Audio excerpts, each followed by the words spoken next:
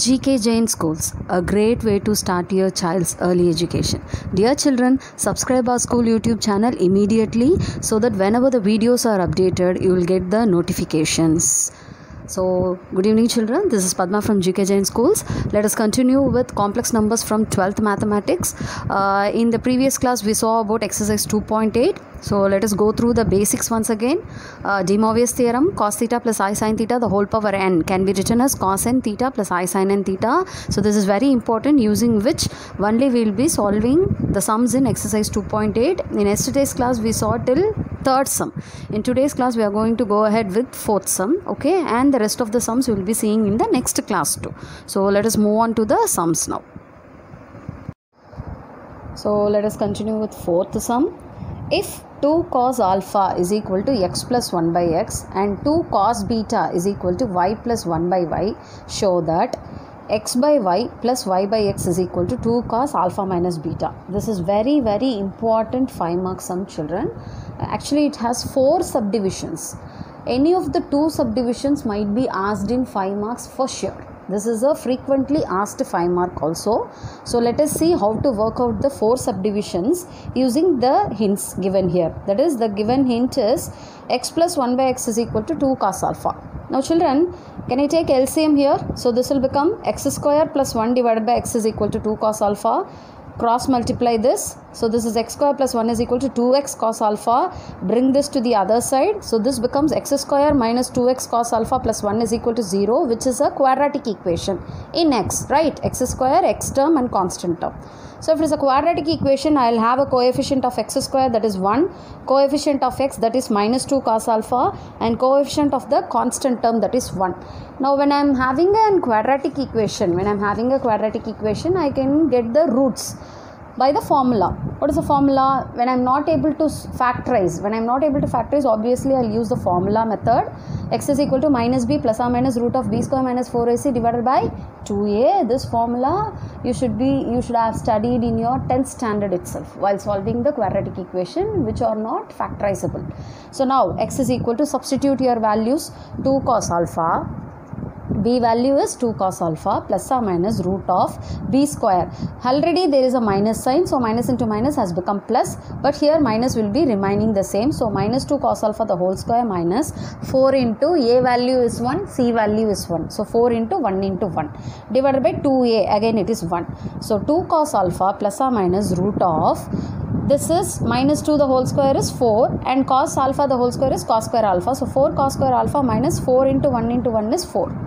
Now shall I take a 4 outside? So this becomes cos square alpha minus 1. Now see children, I cannot convert or simplify this cos square alpha minus 1. Instead, if I am going to make it as 1 minus cos square alpha, I can write it as sin square alpha. So what I am going to do, I am going to take a minus sign outside. So this becomes root of minus 4 into 1 minus cos square alpha. And 1 minus cos square alpha is nothing but sin square alpha. So this becomes root of minus 4 sin square alpha. And whenever you are having a minus 1 inside the root, that is nothing but I. We know that, right? I is equal to root of minus 1. So this becomes x is equal to 2 cos alpha plus or minus the root of 4 minus 4 will be 2i. So 2i sin alpha, because this square and square root will get cancelled. So I am having 2 in the denominator also. So I can take a 2 outside, which becomes x is equal to 2 into cos alpha plus or minus I sin alpha. 2 and 2 gets cancelled. So my x becomes cos alpha plus or minus I sin alpha. Similarly, when I am solving the second one, you see this one? When I am going to solve this, like how I solved x plus 1 by x is equal to 2 cos alpha, when I am going to solve 2 cos beta is equal to y plus 1 by y. That is, similarly I will write y plus 1 by y is equal to 2 cos beta. Then I will take LCM, I will bring it to the quadratic equation. Then once again I will solve like this. And then obviously I will get y to be cos beta plus I sin beta. So my x is cos alpha plus or minus I sin alpha. Similarly, my y is cos beta plus or minus I sin beta. Now I will go ahead with the proving part. First I have to find what is x by y. So x by y is equal to cos alpha plus I sin alpha divided by cos beta plus I sin beta. First we will go ahead with the positive thing itself. We will leave off the negative. So x by y is equal to, this is what we are having. When I am having this in the denominator, when I am going to bring it to the numerator, obviously I will have a power with minus 1. And then using De Moivre's theorem, today also we went through the De Moivre's theorem, cos theta plus I sin theta, the whole power n is cos n theta plus I sin n theta. So when I am going to bring this minus 1 over here, it is cos of minus beta and I sin of minus beta. What is cos of minus theta? It is plus cos theta. Okay, so this will become cos of beta itself. Okay, so this is, I am going to make it as cos of minus beta, and but I am not going to apply the addition thing over here. Cos alpha and it is cos minus beta. So I am going to write as it is. So cos of alpha minus beta plus I sin of alpha minus beta. Now in between I am having a plus sign over here. Similarly, if I am going to go ahead with y by x, what is x by y? The reciprocal of it will be the y by x. So whatever I got it here, I will make it as 1 by cos alpha minus beta plus I sin alpha minus beta. So once again, if I am going to bring it to the numerator, this will be the whole power minus 1, and if I am going to bring the minus inside, this will be cos alpha minus beta minus I sin alpha minus beta. Now add them, no? X by y plus y by x is equal to cos alpha minus beta plus I sin alpha minus beta. Again you are having a plus sign, so this will be cos plus cos alpha minus beta minus I sin alpha minus beta. So obviously this I sin alpha minus beta and minus I sin alpha minus beta will get cancelled, leaving the answer to be x by y plus y by x is equal to 2 cos alpha minus beta, hence proved. Now we will see the second subdivision. It is xy minus 1 by xy is equal to 2y sin alpha plus beta. Now already we know that x is equal to cos alpha plus I sin alpha and y is equal to cos beta plus I sin beta. Now let us find xy. So go ahead with xy now. X into y. So cos alpha, cos beta. So cos of alpha plus beta plus I sin alpha plus beta. Again 1 by xy is nothing but 1 divided by this term, the whole power minus 1. When I am going to bring it to the numerator, this will become the whole power minus 1, and when I am going to bring the minus sign inside, it will be cos of minus alpha plus beta. So cos of minus theta is plus cos theta, so the minus will disappear over here, but sin of minus theta is minus sin theta, so you will have a minus sign over here.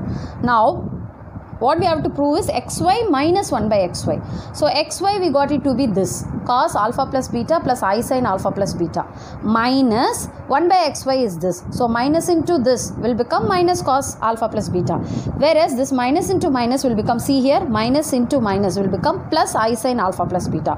So obviously this cos alpha plus beta and this minus cos alpha plus beta will get cancelled, and we will be having 2I sin alpha plus beta. So the answer is x by x power. So we got it to be proved. This is third subdivision. So the second subdivision, that is xy minus 1 by xy is 2y sin alpha plus beta. That is what we were asked to prove.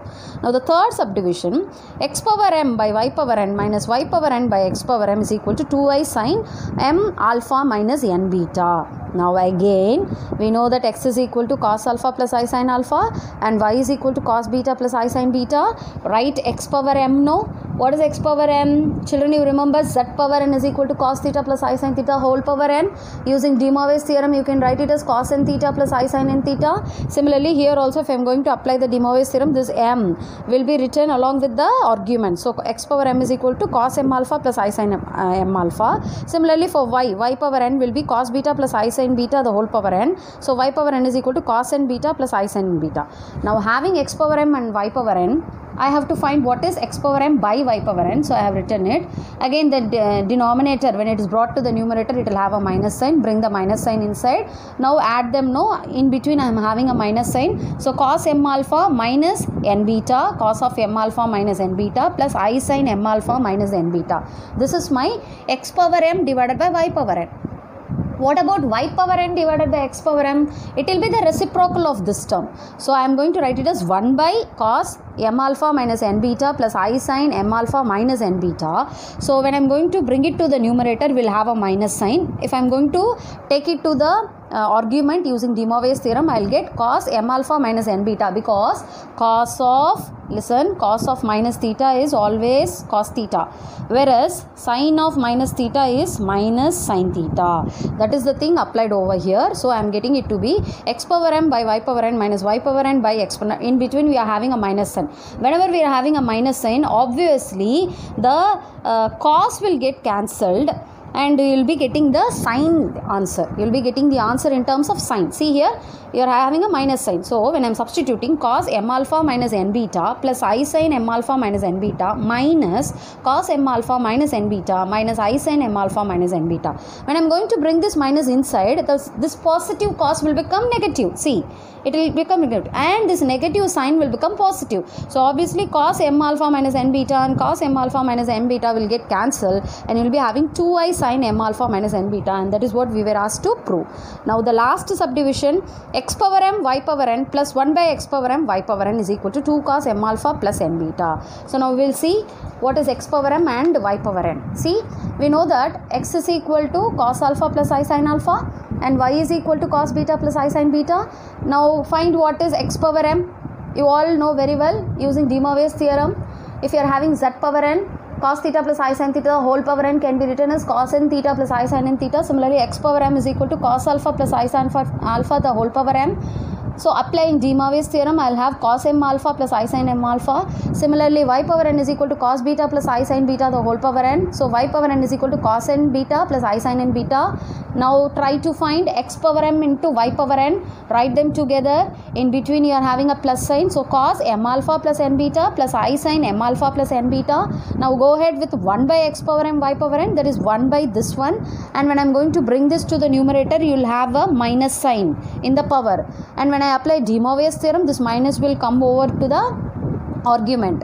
Again, cos of minus theta is plus cos theta, and sin of minus theta is minus sin theta. So you will have a minus sign over here. And when I am going to add them, this I sin m alpha plus n beta and minus I sin m alpha plus n beta will automatically get cancelled, and will have it to be x power m y power n plus 1 by x power m y power n is equal to twice cos m alpha plus n beta, and it is hence proved. So this is how we have to do, and this is very, very important 5-mark, children. So in today's class we have seen till 4th sum of exercise 2.8. Rest of the sums we will be seeing in the next class, children. Thank you all.